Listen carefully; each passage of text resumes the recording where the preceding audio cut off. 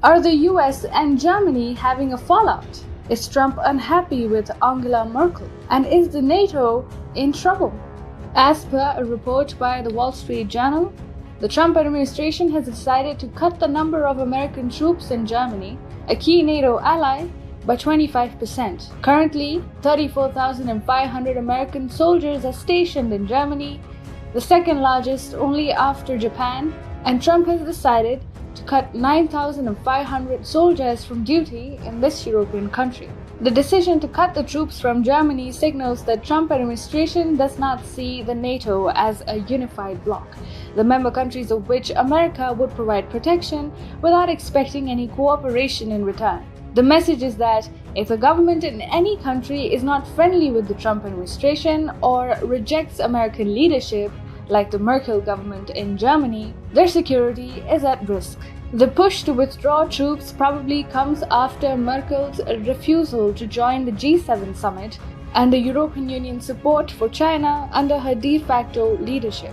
The US president is keen to portray the meeting as a symbol of the world's return to normalcy post the coronavirus pandemic.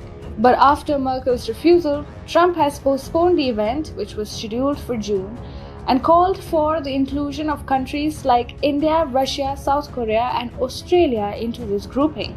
Although this was clearly aimed at containing the Chinese threat, it also challenges Germany, as all of the newly proposed countries are governed by leaders relatively friendly with the US and with Trump.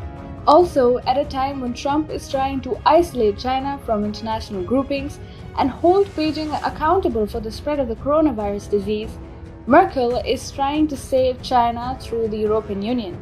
First, the Angela Merkel-led European Union gave China an entry into the World Trade Organization's alternative appellate body, of which countries like US and India are not members. Then the EU saved Beijing in the World Health Assembly by proposing a watered-down draft on the investigation of the coronavirus spread, which has no mention of Wuhan or China.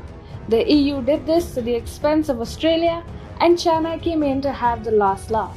Merkel is supposed to be behind these actions by the European Union, as she is the de facto leader of the group and has not made a single statement against Beijing so far. Trump's distaste for the multilateral global liberal order is not hidden from anyone, and it was evident from the time he took over presidency that only the countries which would prove their loyalty to the US can reap the benefits of US security. Trump had made clear that NATO countries have to increase their defense spending to 2% of their GDP. Germany spends only 1.3%, one of the lowest, and they could no longer depend on the US for security, upsetting the 7 decades old American bipartisan consensus. In the last 3.5 years, Trump and the German Chancellor Angela Merkel have not gone along on any global issue. Trump openly endorsed Brexit, which obviously irked the German Chancellor and other European leaders. Trump also opposed Germany's asylum to Syrian refugees, to approve of which Merkel risked all her political capital. All this was brewing since Trump came to power, as both leaders have very different positions on the political spectrum. Merkel is highly popular in Germany despite the rise of the alt-right, and Trump's stand against German leadership has led to unfavorable views of America in Germany. As per a recent survey by Pew Research Center, 57% of Germans do not have a favorable view of the United States, and 70% want Germany to remain neutral in the case of the Washington-Moscow conflict. For the last 7.5 decades of the post-World War II period, the United States was the guardian of Western Europe.